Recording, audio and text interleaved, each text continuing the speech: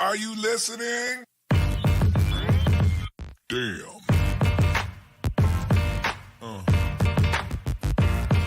Yeah. Yeah. Yeah.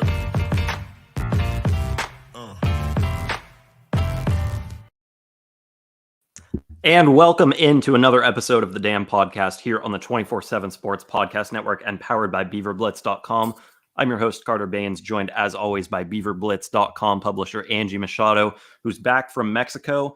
We took a week off last week. Angie was down south of the border and unfortunately got a little sick. And so we gave her a week off to recover. We're back here on Monday, January 23rd to talk about everything that has transpired at Oregon State over the last couple of weeks, and there has been a lot of it. A new running back coach hire, the transfer portal window has closed, and a football schedule is out for the 2023 season. We're going to break down all of that and probably a little bit more, and then hopefully save some time for some of your questions at the end of the show. Thanks for joining us live on YouTube if you were doing so. If not, I assume you're listening to us on the podcast side, and we thank you for joining us over there as well. Angie, I'll bring you in now here as we get this thing rolling. First of all, how are you feeling? And welcome back to the U.S. Thank you. Gosh, first of all, if we need something to happen, whether it be since I am a realtor, whether it means on the housing front or on the Beaver front, Angie just needs to book a trip, because I can't tell you how many times I've booked a trip in the past 17 years that I've done Beaver Blitz and got commitments. So like seriously, heard about a commitment coming on last Thursday when I was heading down to Mexico to celebrate a friend's birthday. I'm in the airport trying to type something up. I get it, put a little tease in the lodge. It doesn't happen all day. I am at the little fiesta, get to my resort, and then I get a text that yes, the commitment's happening, but it's a different guy than I had originally planned. So anyway, needless to say, I have a house under contract for a buyer and lots going on, and then I got sick. So not alcohol-induced sick. Just want to let that. It was Mexico sick. So last Monday, legitimate. This was legit sick. Like I couldn't even lay by the pool. I was in my room. I text Carter, I don't think I'm going to be able to go today. This was last Monday. So luckily, felt a little better. Was able to fly home on Tuesday and back to the world. And it's good to be back, but also nice to be in some sunshine as well. And you just got back from skiing over in Central Oregon. So it looked beautiful over there as well. Yeah, it was absolutely perfect. Bluebird day up on Mount Bachelor. Spent the weekend in Bend. I did pick up potentially a little bit of a cold. I have a sore throat. I don't know. I'm not congested or anything, so I probably sound fine, but I've got my hot mug of tea here with a little bit of honey to hopefully get me through this episode without severely injuring my throat and voice box. So probably sounds okay, but I am battling a little bit of something. It's pretty minor though. So hopefully, I don't know. Hopefully it doesn't develop into anything like you had, Angie, because that sounded pretty rough and unfortunately kind of put a damper on the end of your trip to Mexico. But both of us are back here. And as Angie said, it was a very busy week. We actually were set to record a mailbag episode last Monday, but then as things kind of started building up, I was like, man, we probably have enough stuff to talk about on a full episode. And so we're going to do that this week. And then hopefully next week we can shift into a full mailbag. But we did want to save some time to answer some questions, because anytime a lot of news breaks, obviously questions come with it. So we're going to try to answer a bunch of them just throughout the rundown of this episode, but then also save some time if maybe there were some that we didn't get to answer, just kind of in the flow of our conversation here.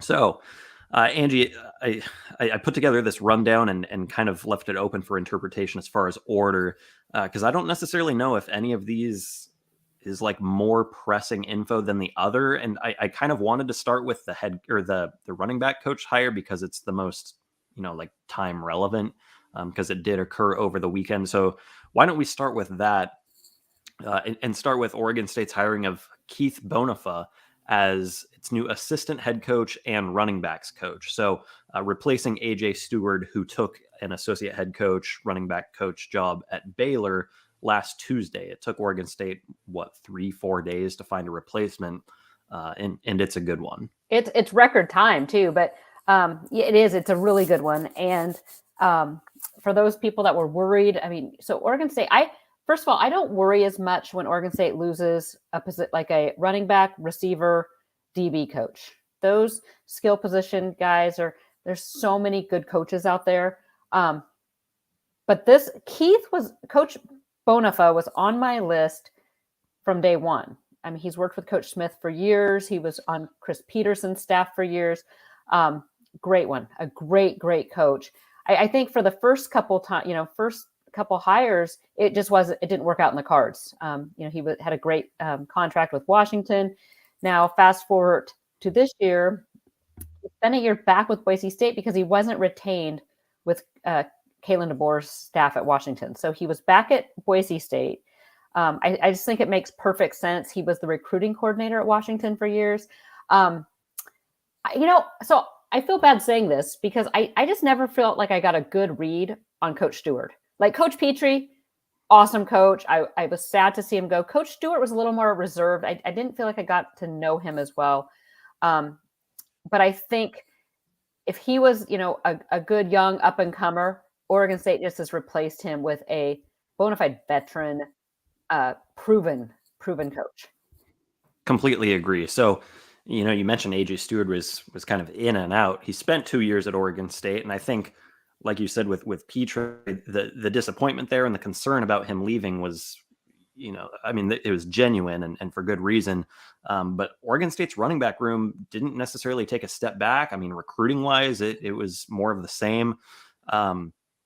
So, like you mentioned, with these position groups that are more skill position based, I think a lot of it comes down to, can you recruit and can you develop talent? And I think there are a lot of guys out there who can do it, but also like the skill positions are the easier positions to replace talent with. So when you have a really good coach, I think you notice it, but it's also easier to replace than I think it might be at some of the other positions. Another thing that really excites me about him is he has a background in also helping with special teams.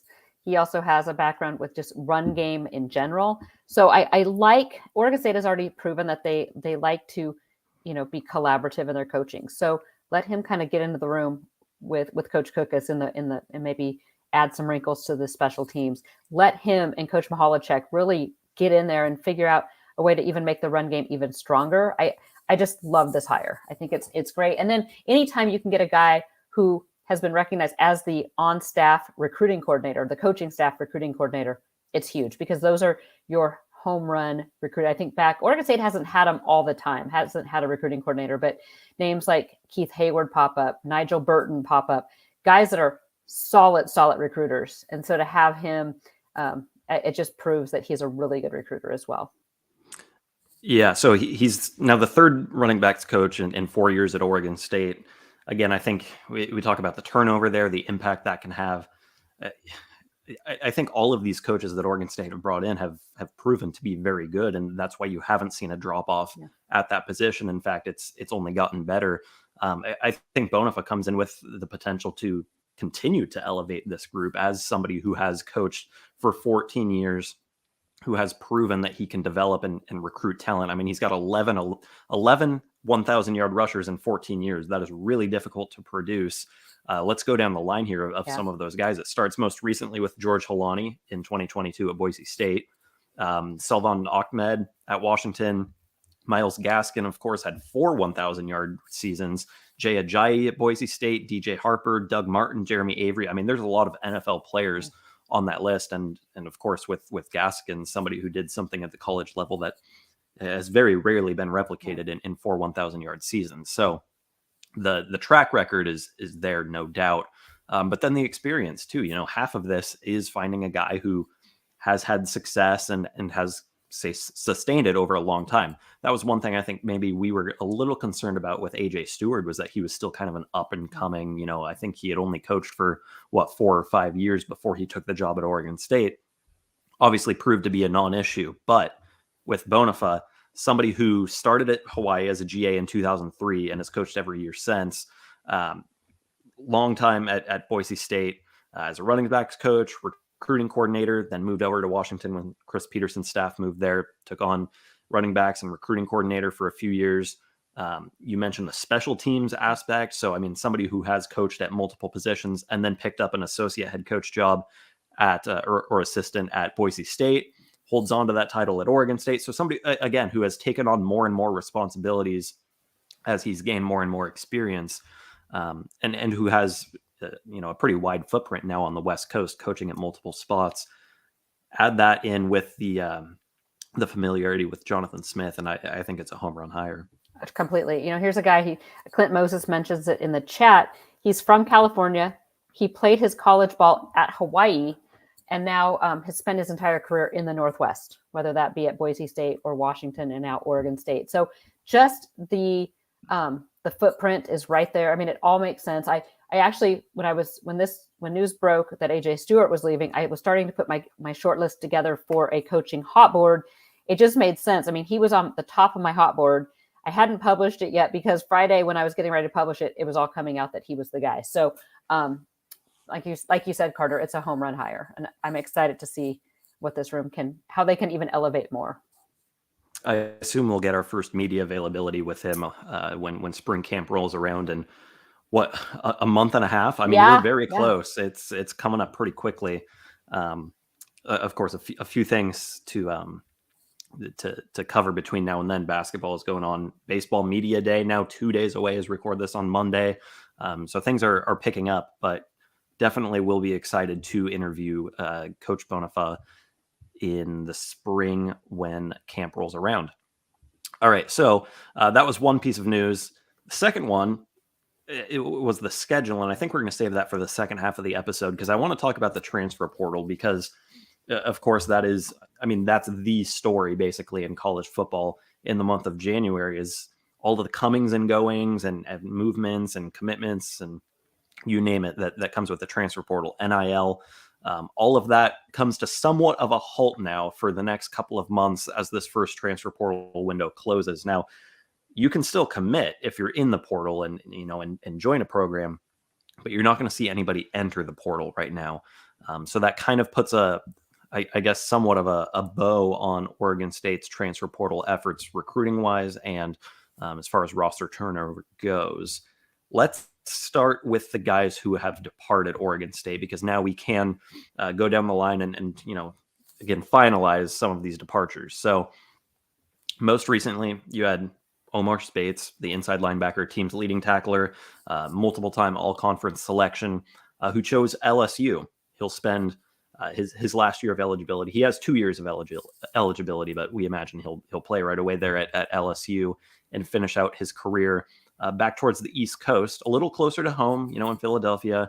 But Angie, what was kind of your read on Spates' departure? Because I don't think we got a chance to talk about that on the podcast when it broke. And obviously it was big and fairly disappointing news for Oregon State. Yeah, so this actually broke when I was in the airport on Thursday, getting ready to head to Mexico. A really good source called me to let me know about this news. So Omar, there was talk of him going to the NFL this 2023 year. He told all the coaches he was staying put at Oregon State, had unfinished business. But, if you notice, he didn't come out and make that announcement like other people have. So this is the part of the portal that I'm not a fan of, in that it's there's new agents. And I say agents in air quotes because they're technically not supposed to have agents, but it's a way for the back channels to be working. And I'm not saying that it's 100% bad, because these kids need to test the water. But when people get in ears and tell kids that, I don't know what was offered to Omar. I know that there was talk that he needed more exposure instead of the Pac-12, which I don't necessarily agree with. I think that there's plenty of exposure in the West Coast in the Pac-12. But for whatever reason, he thought it was a good idea. And I think it was a difficult decision for him, because I'd heard some rumblings Wednesday night. He was in the portal. He was out of the portal. He was, so I think it was a thing for him to be really torn on as well. I mean, he is, a Beaver through and through, but I think at the end of the day, he has given 4 solid years to Oregon State. And if he needed a change of scenery and feel like this is the best move for him, I think as Beaver fans, all you can do is applaud him and wish him the best of luck. it was a little bit of a gut punch, I think, for Beaver fans. But yeah, it'll be fun, I guess, to watch him and see how he does. And Oregon State has to look at this now as next man up. You have Easton Mascarenas. You have some guys there that are ready to make that next move. John Miller. There's some guys there. So Micaiah Tung is another one that has made a position switch to inside linebacker. So another one to kind of watch there as we move forward. But yeah, Carter, that was part of my busy day Thursday from the airport. Yeah. Going back to the decision and how difficult it was, Omar Spates' mom took to Twitter and said that it was an incredibly difficult decision for him and for their family. And ultimately he did decide to transfer to LSU. But, clearly, and from what Angie was hearing as well, this was, Spates was torn on this. And it's unfortunate, again, that, we are in this era where, we can throw around the P word and say that Omar Spates maybe was poached, and you had other programs looking at a top player on a school that, again, probably doesn't get a lot of attention. But when you're the leading tackler on a 10-win team, I think the exposure is there. So it is unfortunate to see him leave a good situation, but potentially LSU is a better one. Well, you never know. We'll have to wait and see. I do want to make a point, though, because I've seen this a lot on social media, that Oregon State, was not offering NIL and all this stuff. That's not the case. He did have an NIL package. Now, does it match what SEC teams and LSU are offering? I can't say. I can't speak on the amounts, but don't think that Oregon State was not competitive in this. He had an NIL deal in place. And so I just wanted to clear that up, because I see a lot of Oregon State doesn't have an NIL, or they're not active in NIL. That's not the case. Another unfortunate thing that came from this, and this is something that we see in a lot of other fan bases, but maybe not necessarily Oregon State a whole lot, is some of the trash talking, I think, that came from this and was directed towards Omar. As fans, as media members, as anyone around this program that's not directly within it, like, remember that these student athletes don't owe you anything. I mean, Omar Spates spent 4 years at Oregon State. The only reason that he's even had an opportunity to transfer was because of the COVID year. In any other situation, he would have just graduated, moved on to the NFL.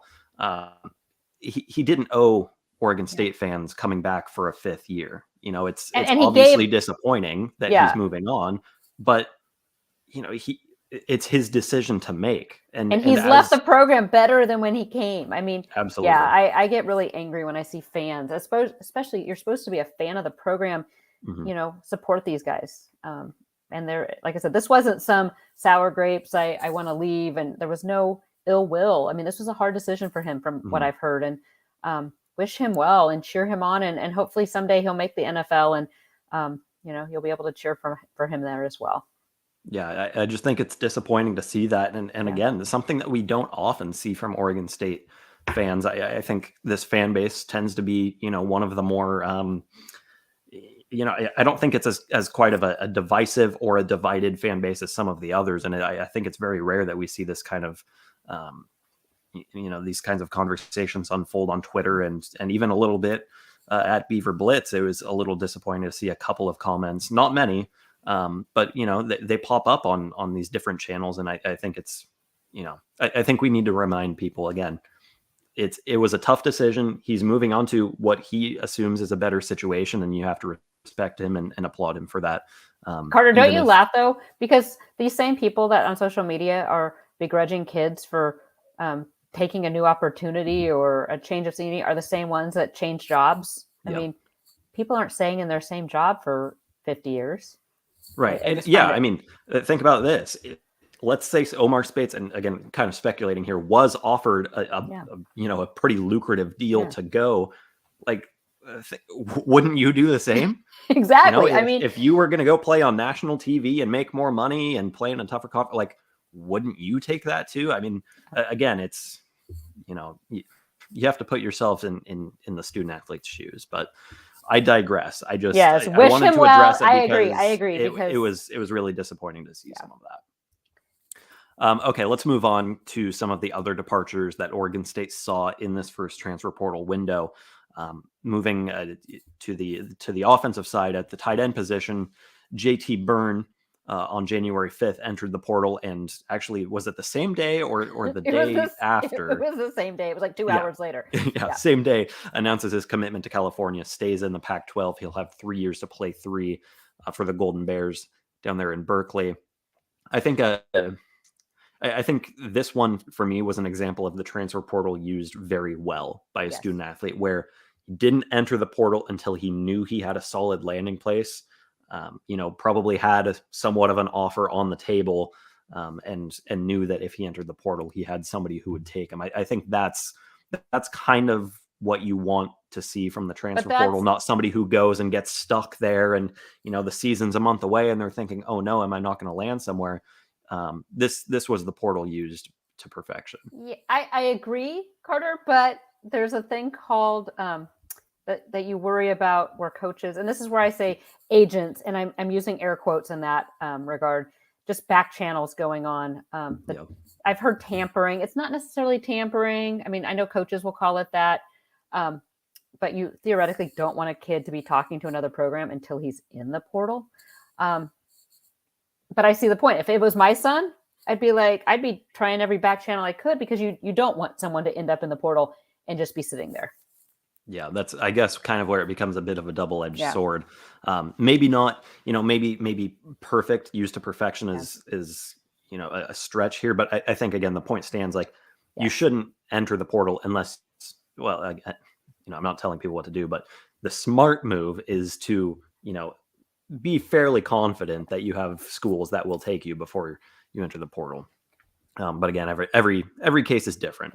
Okay, Tristan Gebbia, also the quarterback who spent this year as the QB3 to open the year, and then moved up to QB2, and then saw a decent amount of playing time down the stretch in that backup role. Moves on to Ohio State for his final year of eligibility. Again, that's assuming he gets his medical hardship waiver, which we think is a slam dunk if he hasn't gotten it already. Gebbia entered the transfer portal on January 3rd and then announced his commitment to Ohio State earlier in the week. Good for Tristan. Obviously this isn't about playing time. This is about getting coaching experience. And, we assume that Gebbia is someone who could return as a graduate assistant, but making connections, being on a Ryan Day led roster, just kind of bolstering your leadership skills. I think this is a great landing spot for Gebbia as far as that goes. Yeah, I have a colleague that covers Ohio State and talked to him a little bit. He said it's a perfect spot for him because they do need some backup. They're a little thin in the backup position, but also I told him Tristan wants to be a coach. He's publicly said that and needed to expand kind of his connections on that. So a really smart, thought out thing for Tristan, a landing spot. I had heard Baylor rumored about there, but you can't go wrong with Big Ten, Ryan Day, and Ohio State. It will look good on his resume. Long snapper Connor Mihaljevic also entered the portal on January 3rd with Tristan Gebbia, and then pretty quickly announced that he will head to Citrus College, a junior college down in Southern California. He has 4 years to play for, and actually in his announcement didn't rule out a potential return to Oregon State. So a chance for him to go down, get some playing time, and then maybe come back as a junior college transfer at that long snapper position. Another walk-on, Jake Perella at outside linebacker at the end of December announced his intent to transfer. He's heading to Southern Illinois, 3 years to play 3. In the defensive backfield, Jonathan Riley on December 19th entered the transfer portal. Now, this is someone who did get a medical hardship waiver. We were curious about where he was getting his calculation that he had 2 years to play. But he does, in fact, have 2 years to play because he got a medical hardship waiver. But as far as I'm aware, Jonathan Riley has not landed anywhere. Yeah, I haven't seen him land. He's been putting out his film, too, that he's 100%. So hopefully he finds a home.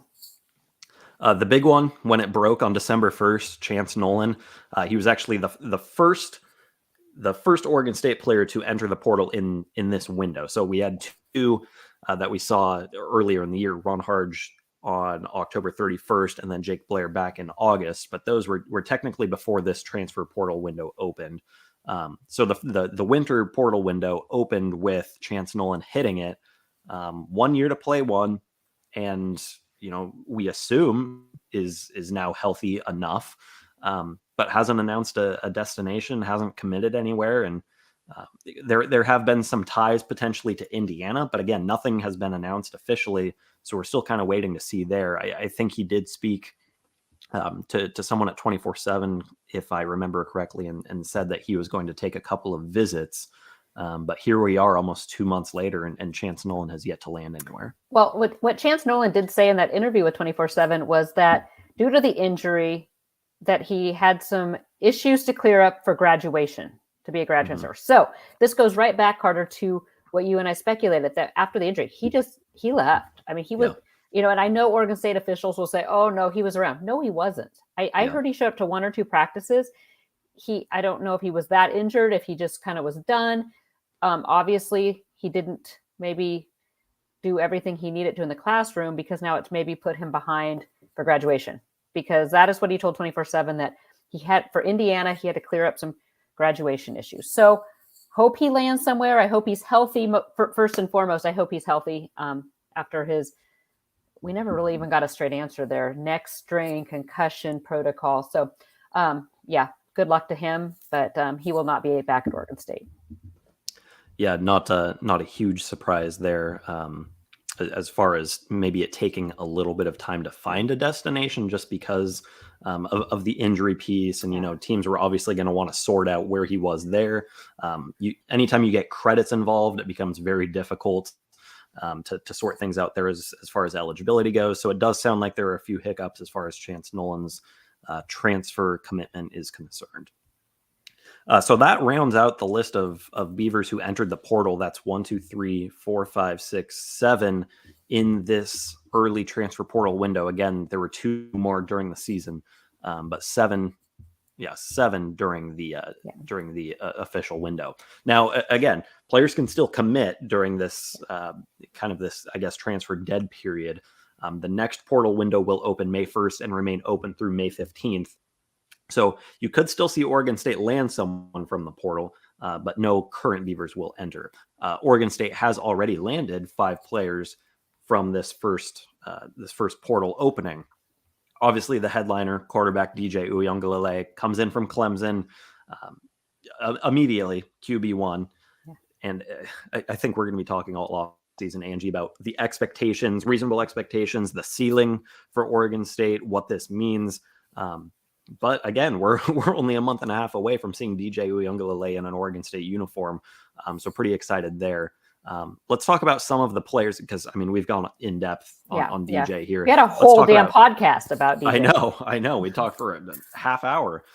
So let's move on and talk about some of the other guys who we haven't gotten a chance to highlight necessarily. And let's start with tight end Jermaine Terry, who, we talk about, the transfer portal basically being free agency for college football. Well, I think Oregon State and Cal might have just pulled off a trade, basically, as far as tight ends go, sending JT Byrne down to California and then getting Jermaine Terry back from the Golden Bears. As far as stars are concerned, Oregon State won the trade. Yeah, Jermaine Terry was pretty highly rated out of high school. Hasn't necessarily done a ton for the Golden Bears, but Cal's offense is bad. Right. So you have to take it with a grain of salt. Everything that I have heard about Terry and this is Brandon Huffman, all of the other 24/7 guys who covered his recruitment have said, this is a player who still has a very, very high ceiling. And I think it's a great get for Oregon State. Yeah. Brandon Huffman loves him. So as I said, I'm in Mexico. I have a different story ready to go, mind you, and it's still sitting in the hopper for who I expected to commit on Thursday. And I'm sitting at dinner and I get a text that Jermaine Terry is announcing in 30 minutes. It's like, okay. So I text Carter immediately. Hey, can you throw together a story? He's like, I'm on my way to basketball. I was like, so I text Brandon Huffman. I'm like, hey, you around? Can you do a story? Beavs are getting Jermaine Terry. And he's like, I love that kid. You should have saw the text back and forth, because he said Oregon State won this trade. He said the kid is athletic. He will do huge things in Oregon State's offense. And he was kind of a product of Cal's crappy offense in a way. So I'm excited to see what Jermaine Terry does. Yeah, it's kind of cool that, you replace Luke Musgrave with a guy like this who was even more highly recruited and highly rated out of high school. Put him next to Jack Velling, who was a freshman All-American by one outlet. man, that tight end room is Oh, and then going to there's continue another to be stacked. Okay, so and then another move that we're not putting moves down here, position moves yet, but I just want to bring it up because we just mentioned that Micaiah Tongue was moving to inside linebacker. Riley Sharp is moving to tight end as well. So kind of I see Riley Sharp moving kind of in that spot, maybe like a Coletto blocking, Totally. maybe H back at fullback, just make him a blocker. But sorry, I digress there. Yeah, no, it's an important note because that did break this week. Riley Sharp moving over from the defensive side. You and I actually, Angie, we're kind of waiting on maybe an announcement of whether he was even going to come back at all. Yeah. But I think he finds a role there in what could be kind of that Coletto package. I don't know if he's necessarily going to be taking direct snaps and running in for 2-yard touchdowns, but maybe a blocking role, get him involved as a fullback. We'll have to wait and see. I'm excited to see in camp maybe. This spring if they use a Sharp package at all. Continuing on the offensive line, Grant Stark transferred in from Nevada, and this was a big pickup at the time because Grant Stark actually, I think, was one of the more highly sought after offensive linemen in the portal. This again, he was kind of, this was on the earlier side, but immediately picked up offers from all sorts of Power 5 programs, a bunch of Pac-12 schools, and Oregon State landed him. Coming home, he's a Springfield native, so he'll be close to family, assuming they're still out here. Big pickup on the offensive line. We expect Stark to, if not start, be the first guy off the bench. Yeah, absolutely. Huge pickup. Came in from Nevada, where he was, all Mountain West on the O-line. So big pickup. I know he visited Oregon State that first weekend in December, or the second weekend where they could have visits. Took some other visits, visited UCLA that same big recruiting weekend that Chip had right before early signing period, but did end up with Oregon State.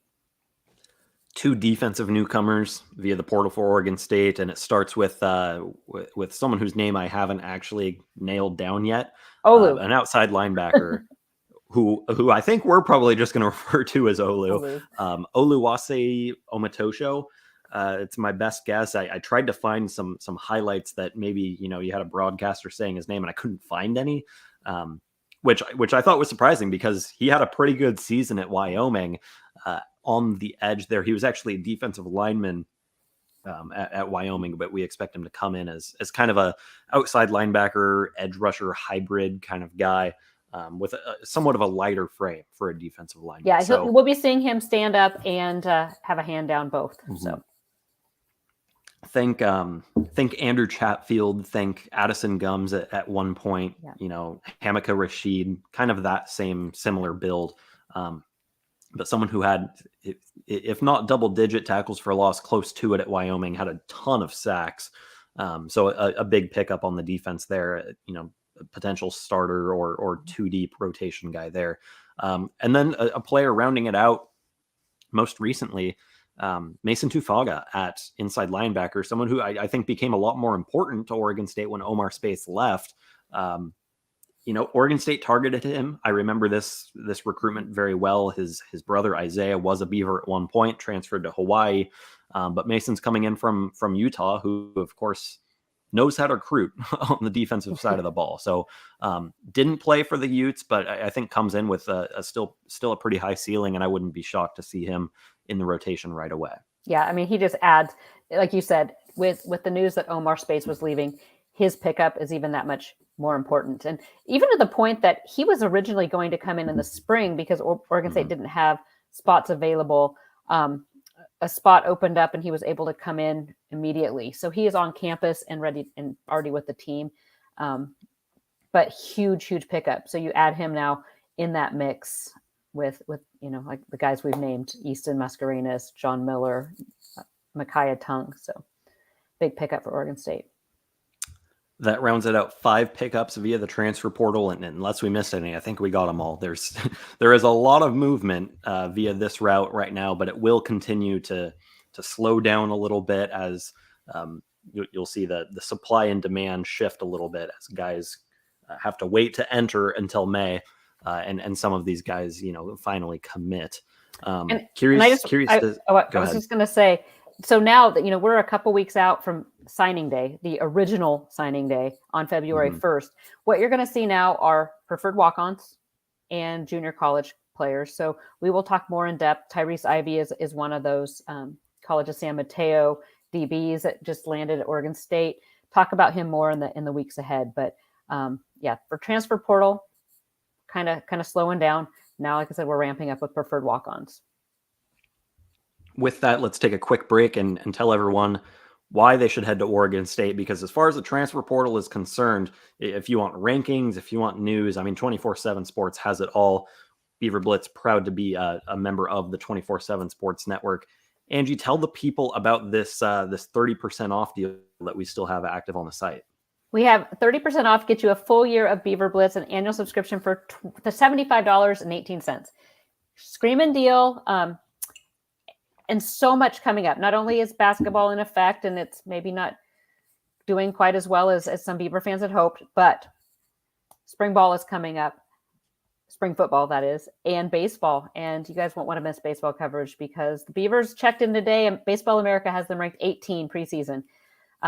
Looking for another big year on the diamond, but football really is a year-round deal here. So we will be having spring football. We'll be having more breakdowns of the class, discussions about, the two deep early looks, and it's never really a quiet time at Beaver Blitz. All right, we move now to more of the news that broke over the last week. And I think the big one for most Pac-12 schools was the release of the Pac-12 2023 football schedule. So Oregon State, of course, already knew who its opponents were going to be. It just didn't know, what times, what days, where the bye was going to fall, the order of some of these games. But we finally have an answer there. So, Angie, let's start by just running through. I'll take you through the schedule week by week, and then I'll share some of the notes that I took, some of the notes that Oregon State provided us with, and then maybe we can give our thoughts about how we see Oregon State potentially running through this thing. So, sounds good. Season starts on September 2nd. Now that is less than 9 months away. So, this will go quick. It will go very quickly. September 2nd, Oregon State actually opens on the road at San Jose State, going up against Brent Brennan. So quite a few Oregon State connections on that staff. You'll see Oregon State at San Jose State opening with a Mountain West opponent on the road. Then the Beavers home opener. This is the grand opening of the new Reser Stadium. That will be on September 9th against UC Davis. So, not necessarily a splashy home opener or anything, but a chance for Oregon State to pick up some early season wins there against UC Davis. They stay at home for 2 straight games at the new look Reser Stadium, welcoming San Diego State in to Corvallis there. So 2 Mountain West opponents and an FCS opponent. I think that's exactly what you ask for as an Oregon State fan.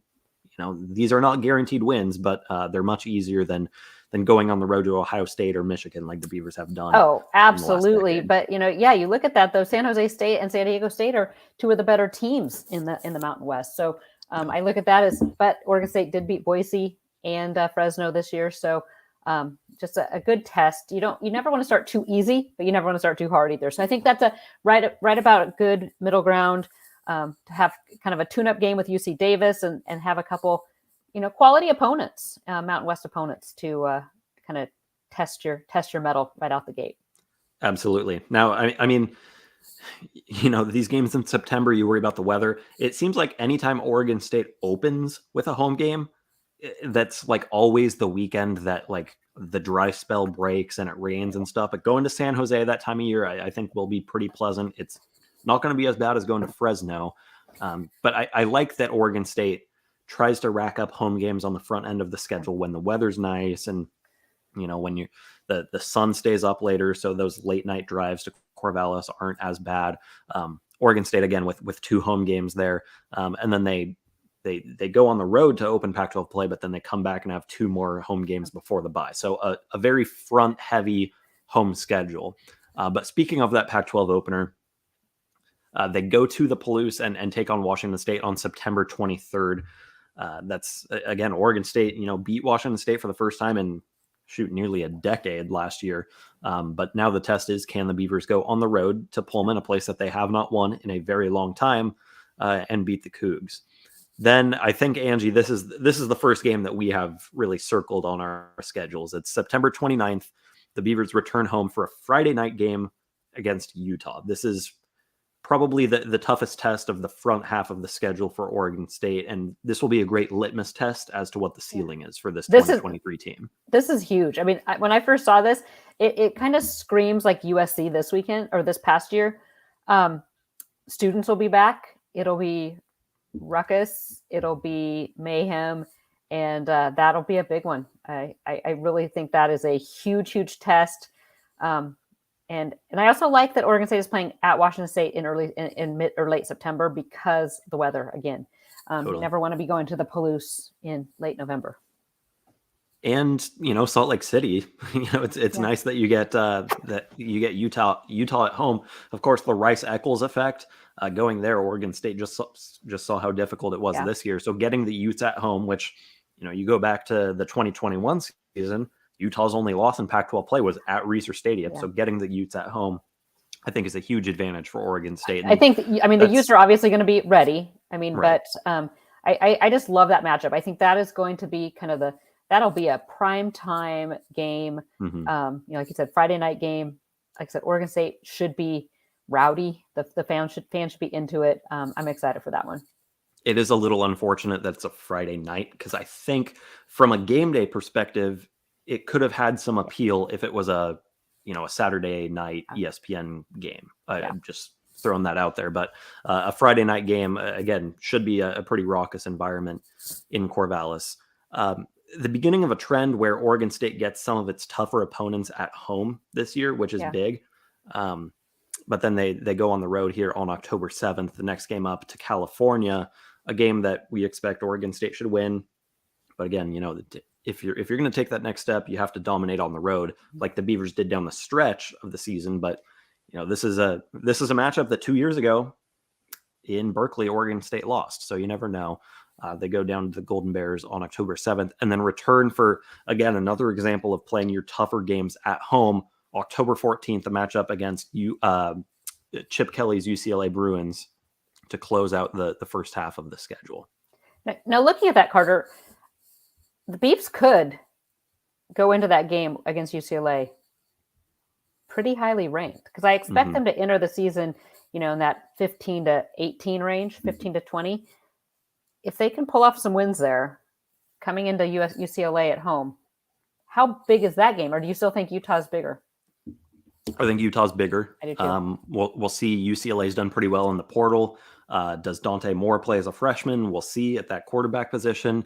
I think UCLA is probably in the mix for a Pac-12 title again, but might play somewhat of the role that Oregon State played last year, where it's kind of that top team in the next tier up. So I think it's a big game. Don't get me wrong, but I do think Utah's the bigger one. I just UCLA to me is always or not always, but they have underperformed. For many years. So then Oregon State goes on its bye, and I think getting your bye 7 games in, maybe you like to see it 8 or 9 weeks in, but realistically, this is about as late as you can get it.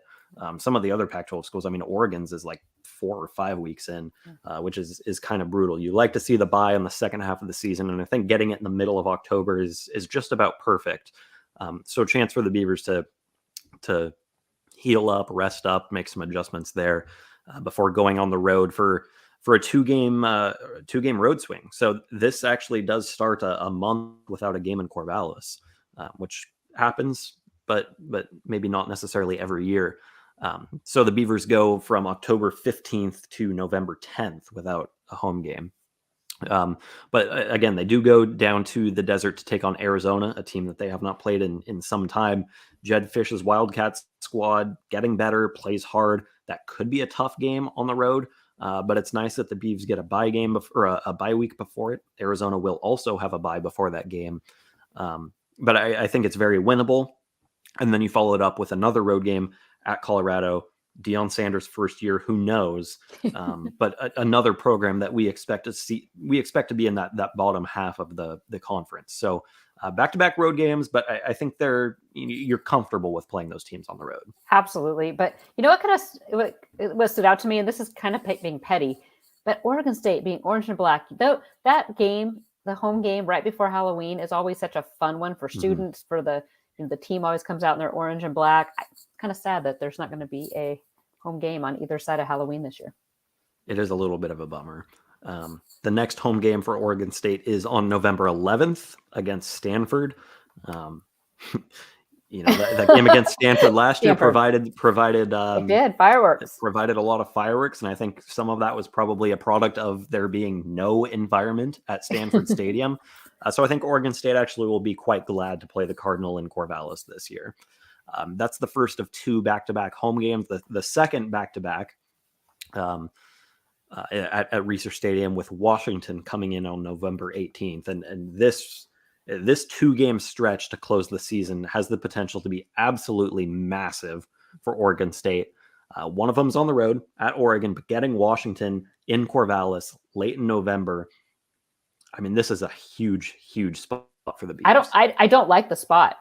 I don't like having Washington and Oregon back to back personally. But you're right. It could be seismic, not only for Oregon State, but for the whole Pac-12. Totally. For Washington, for Oregon, and for Oregon State. If these teams live up to their potentials, you're going to see the Pac-12 title determined in these 2 weeks, and these 2 games are going to decide some of the seeding, the final standings.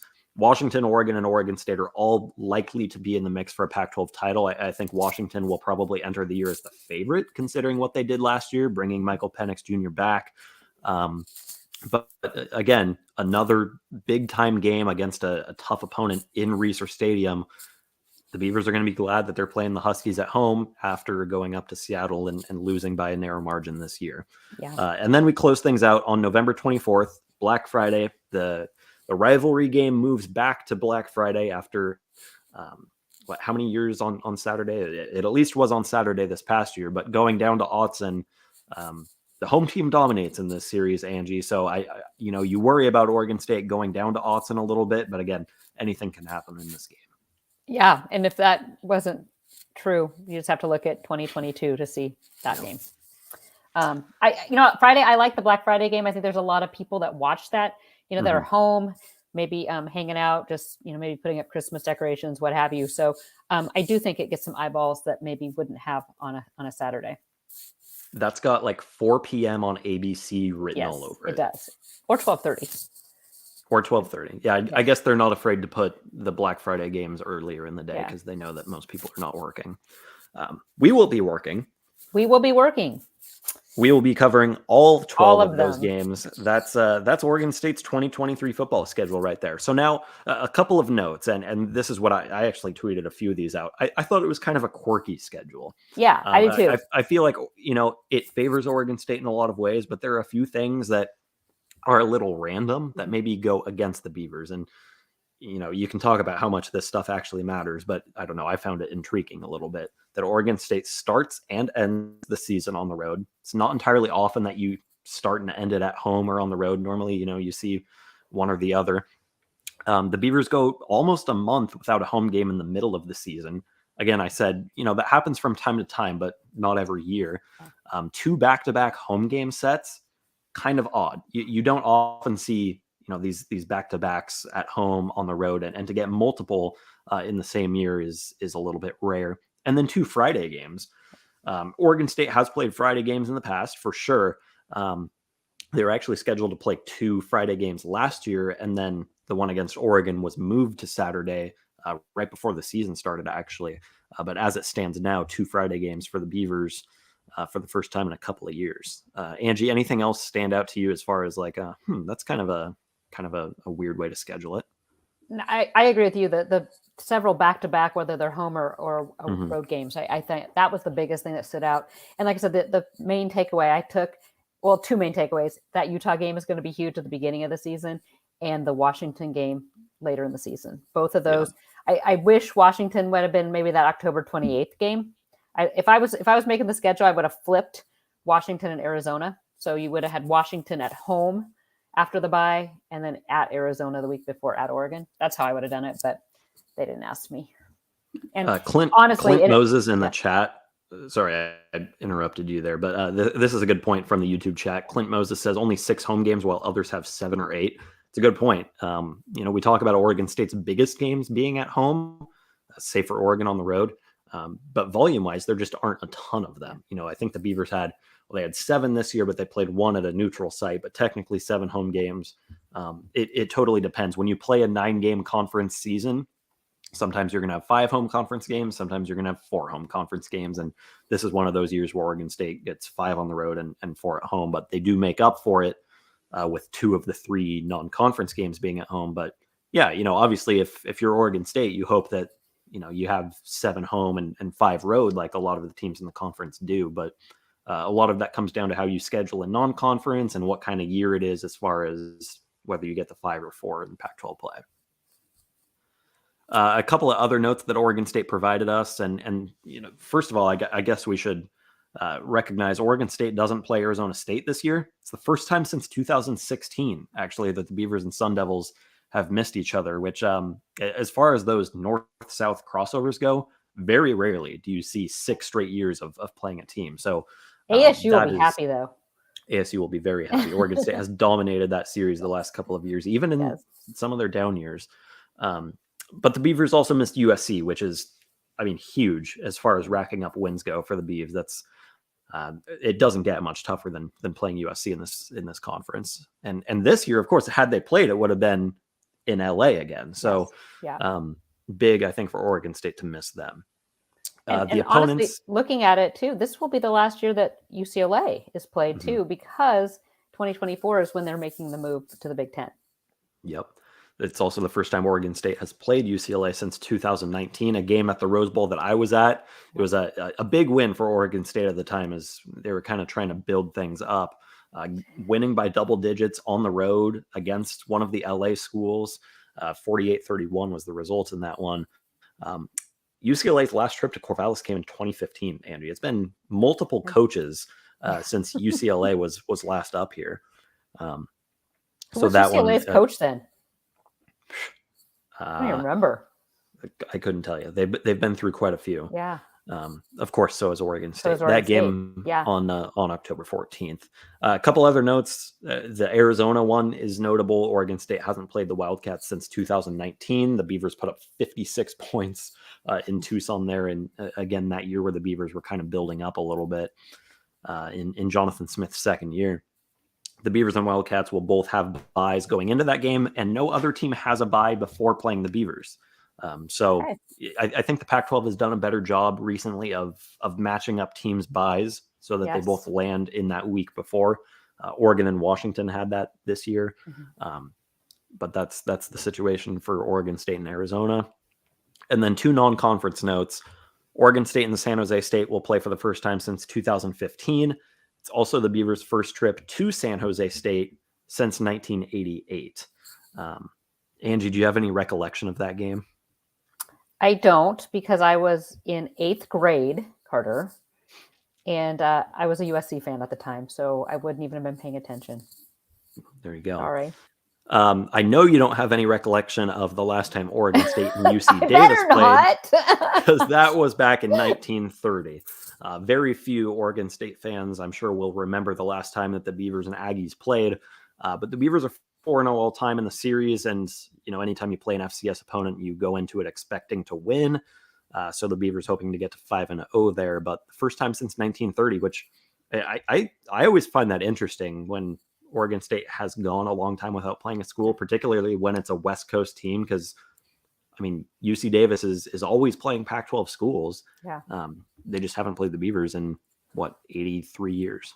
That's crazy. 93 years. 93. And I was not around then either. So believe it or not. My grandpa, actually, who is still alive, I don't think he would have been alive. I think he was born in 31.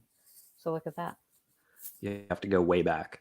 Way back. We do have a few more minutes here before we need to get out. We're at the 54-minute mark. So I'm glad we saved some time because we do want to answer some damn questions. We didn't get to do it last week. We're going to aim for a mailbag episode next week. But we're going to answer a few questions now, and we start with the questions from the lodge at Beaver Blitz because we do like to give priority to our members. Again, if you're not a member, take 30% off a subscription, an annual subscription if you join today. Angie, I haven't weeded through any of these, so I'm just going to kind of peruse and see if anything catches my eye. And one that does is from Connor King, who asks, how much of an impact does a big name quarterback transfer or commit influence other recruits on offense? And how much did DJU and Aiden Childs impact this year's recruiting class? This is a good question for you since you cover more of the recruiting side. It's really important. And I've talked about it time and time again, especially when Oregon State's not getting, big quarterback. These guys all play too. You have to remember 7-on-7, and they kind of build this rapport with each other. But a great wide receiver, great running backs, even O-linemen, they want to play for great quarterbacks and great leaders. So to get a guy like DJ or Aiden Childs is ginormous. And it will pay dividends going forward as well. And I do want to take a shout out because today is Ben Goldbranson's birthday. And so Carter, I don't know if you watch any NFL. I'm going off on a tangent here, but I was watching NFL 49ers yesterday. Brock Purdy was an Oregon State prospect years ago, ended up going to Iowa State, was Mr. Irrelevant. And it's so funny because I looked at Eric last night and I'm like, dude, he's Ben Goldbranson. Here's this guy that has done nothing. He was the third string quarterback, has done nothing but win. And all the pundits and fans and media, all they're talking about is when they can get Jimmy Garoppolo or their number one guy back. That's all they're talking about. Not that Brock Purdy is getting them, has won like 6 games in a row now for him. It was kind of striking that kind of a little no respect. Totally. Moving on to the next one from the lodge. Mr. Gray asks, over under 2.5 sellouts for Reser Stadium next season. So, of course, Oregon State sold out all of its home games this year with that reduced capacity down to about 26,000. But when the new West Side opens, it'll be in the mid 30,000s. I think we've heard estimates anywhere from 35 to 40,000. I would expect it ends up around 38. I don't know if we've gotten a firm number on that yet. But 2.5 sellouts for Reser next season. Angie, I'm taking the over. I am too. Utah will sell out. Yeah. Washington will sell out. I was going to say that all of the Pac-12 games would sell out. I don't think that Oregon State will sell out its non-conference games. No. Even with that first home game at the new Reser coming in September, you play against UC Davis. I don't think you're going to sell that out. But the fact that Oregon State sold out some of these games so far in advance, those bigger games, the Washingtons, the Utahs, those strike me as obvious sellouts, even though you're going to have 10,000 more seats. Yeah. And I think UCLA might be the one that gets you over the edge. I think that one's kind of iffy. Yeah. I am curious to see, how often does Oregon State sell out this new Reser, because it is downsizing a little bit, right sizing, as they like to say. Yeah, there's a great thread in the lodge if you're not a member. And if you are a member, read it. OSU Prof has a really good analytical piece kind of about going back to Bob DeCarlos days, early 2000, and getting this right. I'll go the over too, though, Carter. I think if the Beavers keep winning, it'll be over. I have a question for you, though. Reser Beav 23 says, what is your opinion of the job Scott Bahns has done as the athletic director? The Smith, Pendleton, and Canham hires seem to be very good. Is he prioritizing the right sports as far as revenue placement? Totally. You have seen the commitment to football just go off the charts over the last couple of years. Reminder, Scott Bahns is the one who got the completing Reser Stadium project fully off the ground and completed. There had been talks about that for years under Bob DeCarlos and in the past, but it did get done under Scott Bahns. Some of the hires that he's made with Mitch Canham, that seems to be a home run, no pun intended. Chris Pendleton getting the wrestling program back on track. Jonathan Smith, a great hire. He took the route of going and hiring an alumni, and I think that at Oregon State that works well. If there's one knock on Scott Bahns, it's the extension that he gave Wayne Tinkle after the Elite Eight run. But of course, hindsight's 2020. You go back there, and I think in the moment, a lot of us were saying, really, you're going to go with that many years? Why not 1 or 2 and say prove it? But if you were very confident in Wayne Tinkle at the time, I think the extension was somewhat warranted. So I think all in all, a pretty good job by Scott Barnes. After the first couple of his years, I think there was some hand wringing and some questions about, is he the right guy for the job? But as some of his decisions have had a couple of years now to percolate and to take hold, I think it's very obvious that he's done a very good job as athletic director at Oregon State. Yeah, there's been a big discussion in the lodge too about the Tinkle but when you have like you said, hindsight's 2020. We can look at that now and say that was just a fluky, lucky win. But at the time, we didn't know that. I mean, it was, and I agree. Football is where it's out. This is where I've been beating the drum for probably 15 years, that football needs to be where the money's spent. Because if you get football to a consistent top 15 program year in and year out, the money will come. The rest takes care of itself. We did get 3 questions via Twitter. 2 of them are about men's basketball, so we can kind of combine them. Let's start with Pat Beaverman's question about the Reeser West Side seating for the spring game. Do you expect any seating on the West Side to be available for the spring game? I say no. No. It will still be an active construction site at that point. It will be very close to completion. I'm sure there are some areas that will be safe for fans, but I just don't see them opening that up at all until it is completely done. Plus, they typically only open one side anyway, just because of staffing. They'll only have one side of concessions going, security. So no, I've heard they're going to need through the summer to get it ready, that it will be ready to go kind of, and you just did the walkthrough, Carter. So didn't they say it would take right up until that first game? Yeah, I mean, it'll be mostly complete by the end of June, early July, but they're not going to open it to the public until that first game in September. So it will essentially be done early summer, but I don't think they want the general public in there until the beginning of the football season. I would not be surprised if they set up a little media work area for the spring game on that side as they have in the past, but I don't think it'll be open to the public. Really quickly, since we are now at an hour, let's answer these questions about men's basketball. Josh Harley asks simply, is there hope for Beaver men's basketball? And Max asks, a change is needed for men's basketball. Do you agree? How many times, Angie, are we going to have the same conversation about Oregon State men's basketball?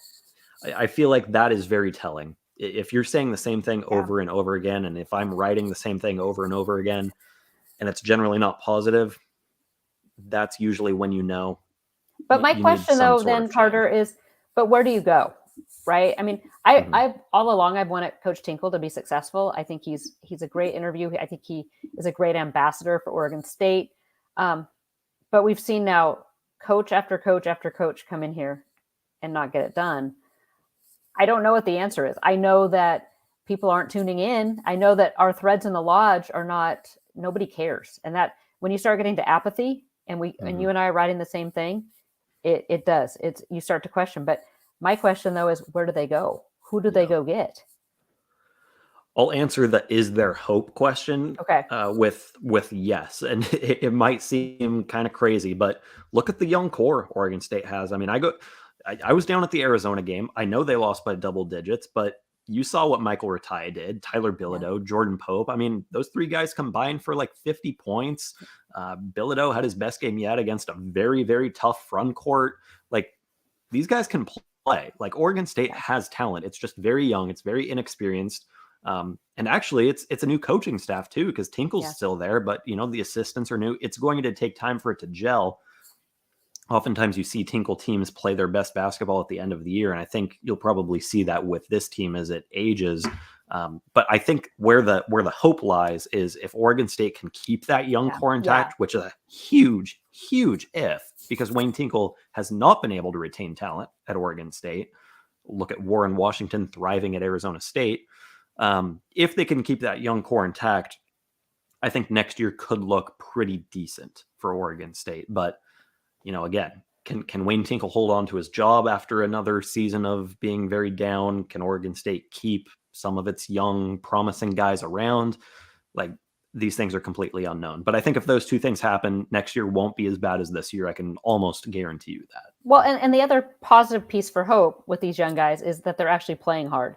Last year, I felt that there was too much apathy and players not wanting to play hard. So, but your key is correct. Can they keep this group intact for more than just a year and reap the benefits of that more veteran group. And can they develop the talent, which has been a huge concern in the past as well. You've actually seen players take steps backward before under the staff.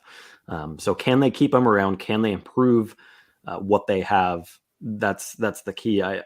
As of now, I would say, sure, you can probably plan on some of that, but you never know. You never know. This is a very mediocre basketball program, and sometimes they pop, as they have twice, and made it to the tournament, and sometimes they put together the worst seasons in program history. It's a low ceiling, high floor situation with Wayne Tinkle as the head coach. So you're going to have some down years, but you're also probably going to watch some exciting basketball from time to time. And as long as this staff's around, that's probably what you're going to get. But I do think it is fair to say that there is hope, but it's probably not in the super near future. So sorry to end on a disappointing note talking about basketball. Hey, but spring ball's coming. Spring football and baseball.